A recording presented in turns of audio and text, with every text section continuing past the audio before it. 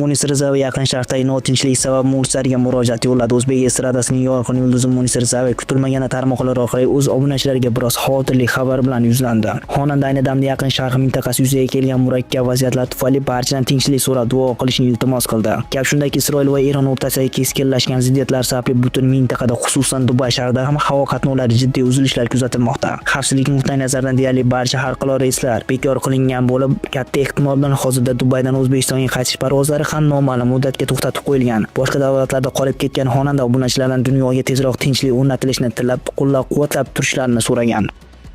Mashina tomiga joylashib olgan mushuklar va haydovchining hazili. Ijtimoiy tarmoqlarda mushuklar tomida avtomobil o'ziga xos tarzda egallab olingan haydovchining hazilomuz videosi foydalanuvchilar e'tiborini tortdi. Video tasvirlarida jonivorlarning transport vositasi tomida xotirjam dam olayotgan va egasining bunga bildirgan tabiiy reaksiyasi aks etgan. Tarqalgan kadrlarda bir nechta mushukning bemalol avtomobil tomiga chiqib olgani ko'rinadi. Avtolov egasi vaziyatga yumor bilan yondashib, "Ey mushuklar, kelib faqat mening mashinamni topdinglarmi? Boshqa mashina yo'qmi?" deya o'zining ajablanishini yashirmagan. Ushbu samimiy holat qisqa vaqt ichida tarmoq kuzatuvchilar orasida iliq fikrlar va keyin muhokamalarga sabab bo'ldi.